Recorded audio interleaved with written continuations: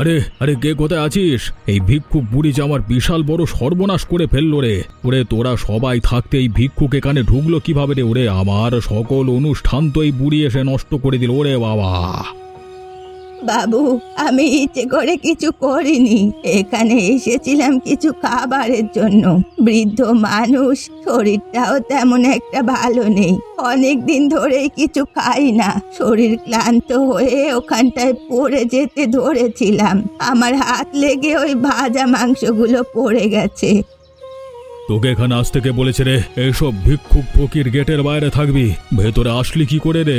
তুই বিয়ের অনুষ্ঠানের জন্য এক কড়াই ভাজা মাংস সব ফেলে দিল রে। রে বাবা, এই বুড়ি আমার অনুষ্ঠানটাই বন্ধ করে দিল রে। অনেক দিন ধরেই না খেয়ে আছি, কিছু খাইনি। আমাকে কিছু খাবার দিন বাবু। রে, একে তো আমার সব অনুষ্ঠান নষ্ট করেছিস, তার উপর আমার কাছে আবার খাবার চাচ্ছিস? আমি তো ইচ্ছে করে কিছু করিনি। আমার পেটে অনেক ক্ষুধা। আমাকে অল্প কিছু খাবার দিন, আমি চলে যাচ্ছি। খাবার না, আমি তোকে লাঠির বাড়ি দেব। আরামজাদা বুড়ি, এই কে কোথায় আছিস? এই বুড়িকে এসে মেরে ঘাড় ধাক্কা দিয়ে বাড়ি থেকে বের করে দে।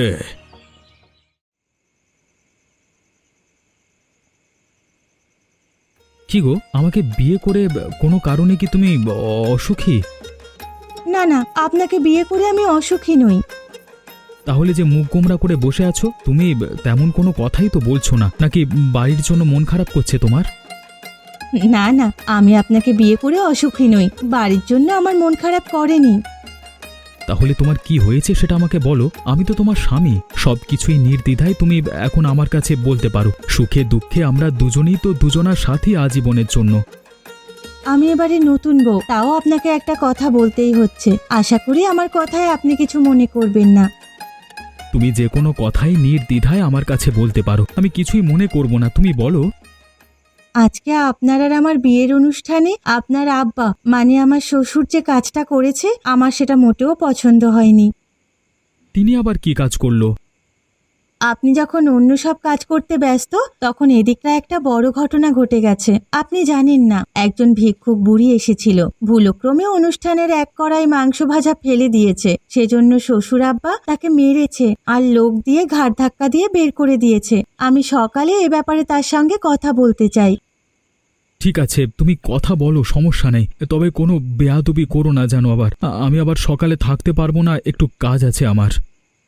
আচ্ছা ঠিক আছে, আপনাকে ধন্যবাদ।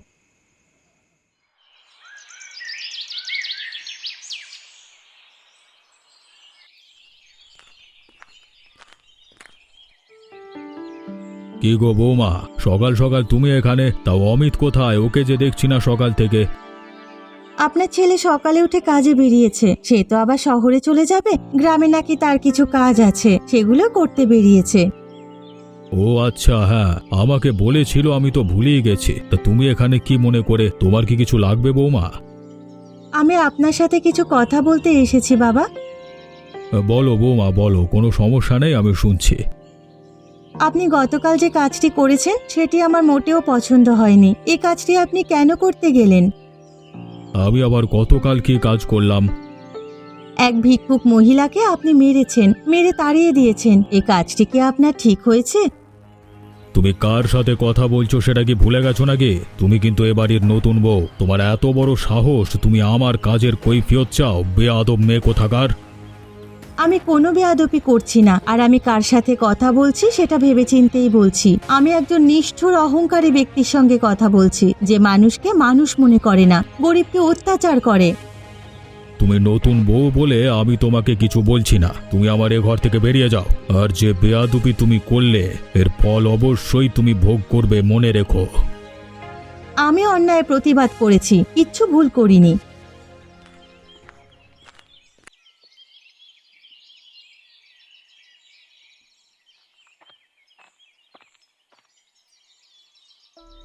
কি হয়েছে বাবু? আপনাকে দেখে মনে হচ্ছে আপনার মন মেজাজ তেমন একটা ভালো নেই। এত ধুমধাম করে ছেলের বিয়ে করালেন, আপনার মন তো এখন ফুরফুরে থাকবার কথা, কিন্তু তা তো দেখছি না। উল্টে দেখছি আপনার মন মেজাজ খারাপ হয়ে আছে। ছেলের বিয়ে করিয়ে বউ এনেই তো আমার মন মেজাজ এখন খারাপ হয়ে আছে। তখন আরো ভালো করে যাচাই বাছাই করে বউ আনা উচিত ছিল। এই মেয়ে কোনো রকমই আনা উচিত হয়নি। কি বলছেন বাবু? নতুন বউ আনলেন, দুটো দিন গেল না, এর মধ্যে আবার সেই বউ কি করে ফেলেছে? হ্যাঁ, ওই মেয়ে একটা বেয়াদব, আমার মুখের উপর কথা বলে, আমার কাছে কৈফিয়ত চায়। কি বলছেন কি? আসতে না আসতেই মেয়ের সাহস এত বেড়ে গেছে? না না, এভাবে তো চলতে দেওয়া যাবে না বাবু, আপনার তো অবশ্যই একটা ব্যবস্থা নিতে হবে। আমিও সেটাই ভাবছি, ও মেয়েকে এ বাড়িতে রাখবো না, তাড়িয়ে দেব। আপনার ছেলেটা মানবে নাকি? কোনো রকমে পরে দেখা যাবে ছেলে আর বাপের মধ্যে একটা ঝামেলা বেড়ে গেছে। তাহলে আমি কি করব? আপনার ছেলে আগামীকালই তো শহরে চলে যাবে কাজে, এরপর না হয় ওই মেয়েকে বের করে দিন। তুই তো একটা ভালো বুদ্ধি দিয়েছিস আমাকে লালটু। আপনাকে বুদ্ধি দেওয়ার জন্যই তো আমি আছি, তবে আপনার কৃপা বাবু। হ্যাঁ, বাবার সাথে আমার কথা হয়েছে, তবে আমার কথা নিয়ে তিনি মনে হয় তেমন একটা খুশি নন। তিনি হয়তো রেগে আছেন। ওসব নিয়ে তুমি চিন্তা করো না, আস্তে আস্তে বাবা ঠিক হয়ে যাবে। এত বছর অন্য ধরনের ছিল, আস্তে আস্তে পরিবর্তন হতে একটু সময় লাগবে, তাই না?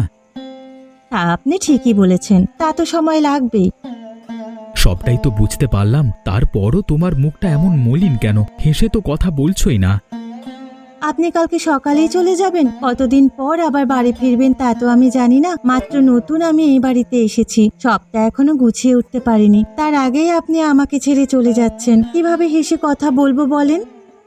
আরে পাগলি, আমি কি সারা জীবনের জন্য চলে যাচ্ছি নাকি? কিছুদিন পরই তো ফিরে আসবো। তা তো আমি জানি, আপনি কদিন পরেই ফিরে আসবেন। এ কটা দিন যে কিভাবে আমার যাবে সেটা নিয়েই ভাবছি। তুমি এসব নিয়ে মন খারাপ করো না, আমি দেখবে খুব তাড়াতাড়ি চলে আসবো। হঠাৎ এসে তোমাকে চমকে দেব। আপনি চলে যাবেন সেটা ভেবে আমার খুব খারাপ লাগছে। তার ওপর বাবা আবার আমার সাথে হয়তো রেগে আছেন। বাবাকে নিয়েও আমার ভয় হচ্ছে। আরে বাবাকে নিয়ে তোমার ভয় পেতে হবে না, বাবা তেমন একটা খারাপ মানুষ নয়। দেখবে ধীরে ধীরে সব ঠিক হয়ে গেছে। রাত অনেক হয়েছে, সকালে ট্রেন ধরে আমাকে যেতে হবে। চলো চলো ঘুমিয়ে পড়ি। আচ্ছা ঠিক আছে, কাল সকালে আমি আপনাকে জাগিয়ে দেব।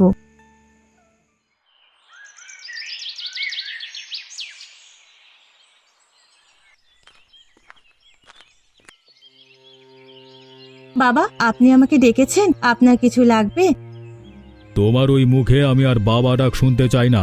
তোমাকে এ বাড়িতে এনে আমি সব থেকে বড় ভুল করেছি। তোমার জন্য এ বাড়ির শান্তি বিনষ্ট হয়েছে। আগে জানলে তোমার মতো একটি মেয়েকে জীবনে এ বাড়ির বউ করে আনতাম না। এত বড় বাড়ির বউ হওয়ার যোগ্যতা নেই তোমার। শুধু বাড়ির বড় হলেই হয় না, মানুষের মনও বড় থাকতে হয়। সেই মন আপনাদের নেই। দেখেছেন বাবু, আপনার মুখে মুখে আবার কেমন তর্ক করছে। আসলেই তো আপনি ঠিক বলেছেন, মেয়েটি তো চরম বেয়াদব। উচিত কথা বললেই বেয়াদব হয়ে যায়, তাই না? সত্যি কথা তো আপনারা শুনতে পারেন না। শক্তির মধ্যে তো আপনাদের জন্মই হয়নি। কি বললে তুমি? জন্ম নিয়ে কথা বললে? এক্ষুনি বাড়ি ছেড়ে বেরিয়ে যাও বলছি। কখন আর এ বাড়িতে ফিরে আসবে না।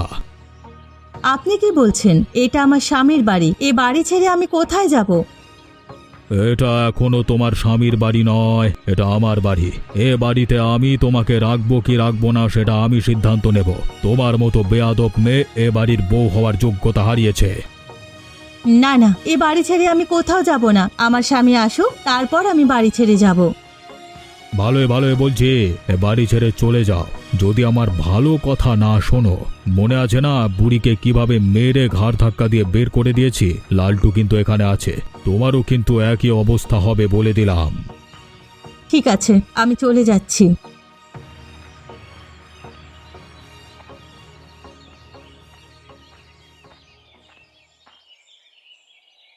ওখানে রাস্তার পাশে মেয়েটি কে বসে আছে ভাবে?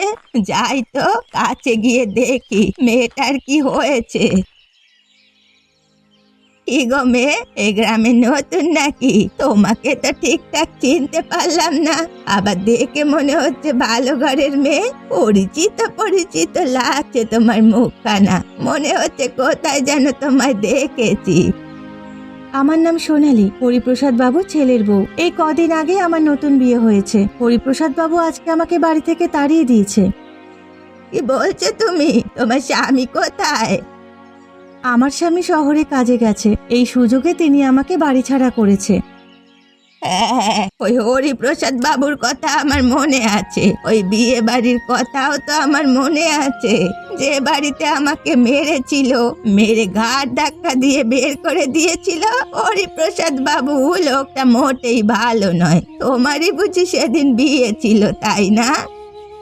হ্যাঁ, সেদিনই আমার বিয়ে ছিল। তাহলে তো তোমার কপালটা সবচেয়ে পোড়া। ও বাড়ির বউ হওয়া মানে আগুনে ঝাঁপ দেওয়া। সেটা তো আমি এখন বুঝেছি, আগে বুঝিনি। আগে বুঝলে বাবাকে কখনোই বলতাম না এ বাড়িতে আমার বিয়ে ঠিক করতে।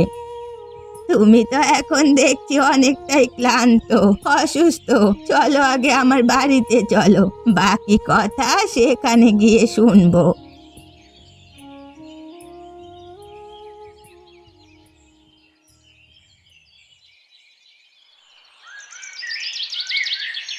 আপনাকে যে আমি কি বলে ধন্যবাদ দেব সেটাই তো ভেবে পাচ্ছি না। আমি তো তোমার মুখ থেকে সবটাই শুনলাম। আমার জন্যই তোমার ও বাড়ি থেকে বের হতে হয়েছে। তেমন কিছু নয়, আমি শুধু অন্যায়ের প্রতিবাদ করেছি। সেই অন্যায় তো আমার সাথেই হয়েছিল, সেটার প্রতিবাদ তুমি করেছো। যাই হোক, সেটা বাদ দাও। তা তুমি এখন কি করবে? বাবার বাড়িতে ফেরত যাবে নাকি শহরে স্বামীর কাছে যাবে? না না, আমি বাবার বাড়িতে ফেরত যাব না। আর শহরে আমার স্বামী কোন জায়গায় থাকে তাও আমি জানি না। আমার স্বামীর জন্য এখানেই আমি অপেক্ষা করে থাকবো। শুধু তোমার স্বামীর জন্য অপেক্ষা করে থাকলে হবে নাকি? তোমাকে যে নিজের কিছু করতে হবে।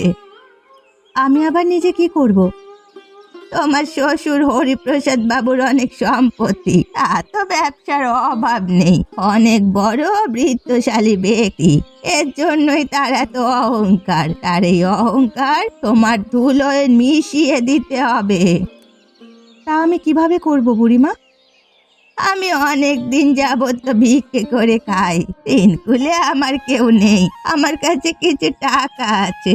এ দিয়ে তুমি একটা ব্যবসা করতে পারো। উপরওয়ালা চাইলে ছোটখাটো ব্যবসা দিয়েই তুমি মুহূর্তের মধ্যে বড় হয়ে যেতে পারবে। খামার দিতে পারো এবং মাছের ব্যবসাও করতে পারো। আমার পুকুর আছে।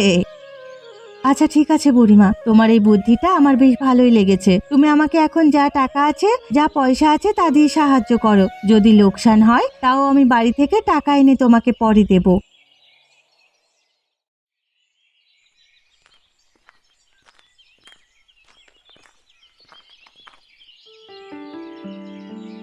ইরে, তুই এখানে কি করছিস? কোনো কাজ আছে বুঝি? হ্যাঁ বুড়িমা, আমার কিছু কাজ আছে, সেই জন্যই তোমাদের এখানে এসেছি। তা সোনালি কোথায়? ওকে তো দেখছি না। সোনালিকে লাগবে বুঝি? হ্যাঁ বুড়িমা, মানে এই সোনালির কি লাগবে একটুকে ডেকে দাও না। সোনালি, সোনালি মা, কই তুই? দেখে যা, তোকে ডাকছে। কে গো বুড়িমা, আমাকে ডাকছো কেন? আমি না, ও তোকে ডাকছে। কি নাকি কাজ আছে তোর সাথে? কি গো দাদা, কি হয়েছে? ডাকছো কেন বলো তো? এই গ্রামে বিশাল বড় একটা আয়োজন করা হয়েছে। তোমার তো অনেক চাষের মাছ আছে এবং খামারেও অনেক হাঁস আছে। গ্রামবাসীরা সবাই তোমার এখান থেকেই কিনতে চাচ্ছে। হরিপ্রসাদ বাবুর ওখান থেকে কিনতে চাচ্ছে না। তিনি ভালো মানুষ নয়, মাছকে উল্টোপাল্টা খাবার খাওয়ায়, তারপর বড় করে, স্বাদ নেই, গন্ধ নেই।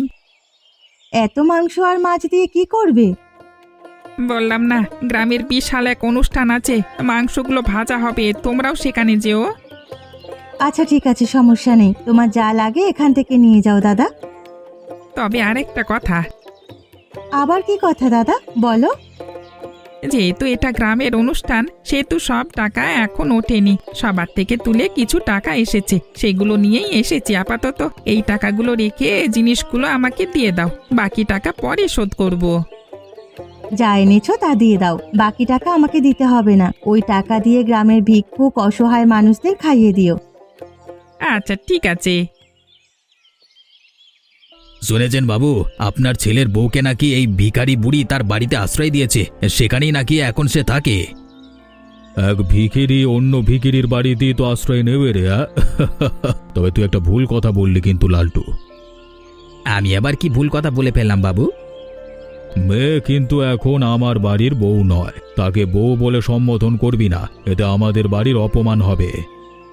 তা আপনি একদম ঠিক বলেছেন বাবু, ভিখিরি বউ কখনো আপনাদের বাড়ির বউ হতে পারে না। ভিখিরি থাকবে ভিখিরির বাড়িতে, আর দেখছেন না আসল রূপ বেরিয়ে এসেছে। আর কোনো খবর আছে নাকি? আর একটা খবর আছে বাবু, শুনেছি বুড়ির বাড়িতেই বসে ওই মেয়ে নাকি খামার দিয়েছে এবং চাষ করেছে, গ্রামে নাকি ভালোই নাম ডাক উঠেছে। কি বলিস কি রে, ব্যবসা বাণিজ্য শুরু করে দিয়েছে? এত টাকা পেলো কোথায়? তা তো আর আমি জানি না বাবু, তবে যাই হোক না কেন ওসব আপনার কাছে টিকবে না। গরিবের কাছ থেকে গরিবরাই কিনবে, ভালো কোনো মানুষ ওদের কাছে ভিড়বেও না। গ্রামের গণ্যমান্য ব্যক্তি তো আমার কাছেই আসে সব সময়, তাদের থেকে পয়সা করি কামিয়েই তো আমি এত বড় লোক হয়েছি। ওই গরিবদের কাছে তারা অবশ্যই যাবে না। তা আপনি একদম ঠিক বলেছেন, ওসব নিয়ে কথা বললেও আপনার মান চলে যাবে। ঠিক বলেছিস লালটু, ওসব নিয়ে কথা বলা আমার মুখে মানায় না, গরিব ফকিন্নি কোথাকার। কি হয়েছে? এটা কি? তোমরা সবাই মিলে আমাদের ঘিরে ধরেছো কেন? কিছু বলবে নাকি? এখানে যত হতদরিদ্র মানুষ দেখতে পাচ্ছ বুড়িমা, সবাই তাদের ভালোবাসা জানাতে এসেছে। অনেকদিন পর তোমাদের জন্য তারা ভালো মন্দ খেতে পেরেছে।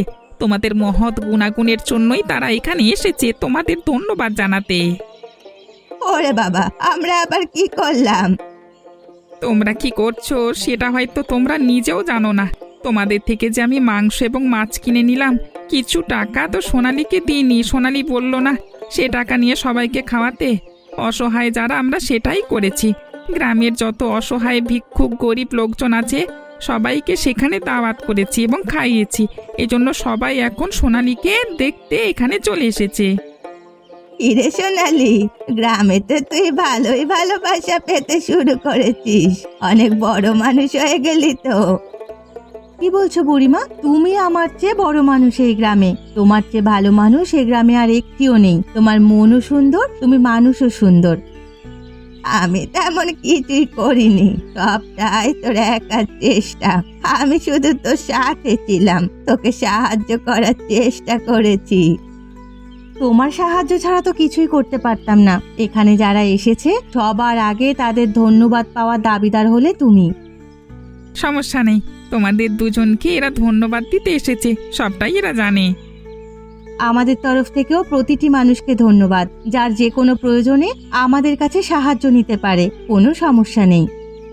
হ্যাঁ, বুড়ি ও সোনালী মহান, বুড়িমা এবং সোনালী মহান।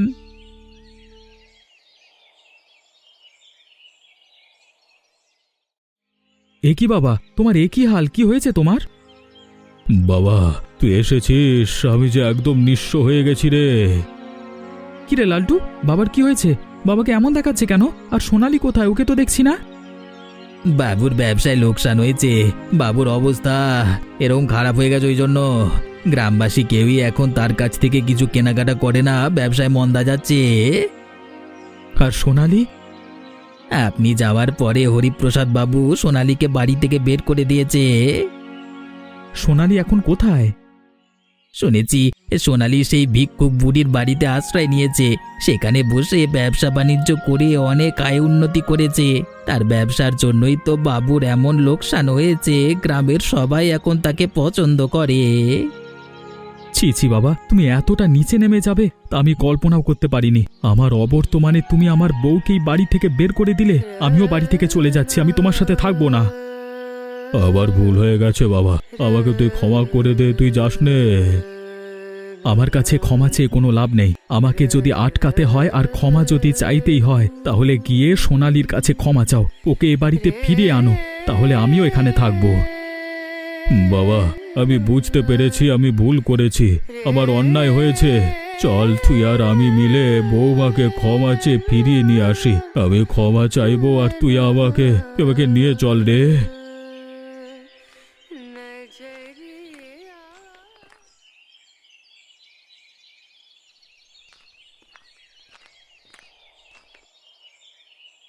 সোনালী, সোনালী কোথায় তুমি?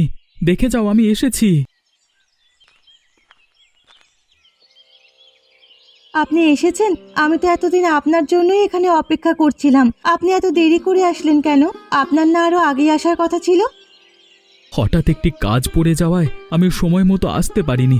আমি কথা রাখতে পারিনি, তুমি আমাকে ক্ষমা করে দাও। ছি ছি, আপনি আমার কাছে ক্ষমা চাইছেন কেন? আপনি তো আমার স্বামী, আপনার কোনো দোষ নেই। আমার কাছে আপনি এসেছেন, এখন আমি পৃথিবীর সবচেয়ে সুখী নারী। আপনার জন্যই তো আমি অপেক্ষা করেছিলাম এতদিন ধরে। তোদের মিল হয়েছে, সেটা দেখে আমারও ভালো লাগছে। বুড়িমা, তোমাকে যে আমি কি বলে ধন্যবাদ দেব? তোমাকে তো আরো আগে ধন্যবাদ দেওয়া উচিত আমার। আমাকে ধন্যবাদ দিতে হবে না, তবে এখানে আমার বাড়িতে হরিপ্রসাদ বাবুকে এনেছো কেন? আমি সোনালির কাছে মাপ চাইতে এসেছি।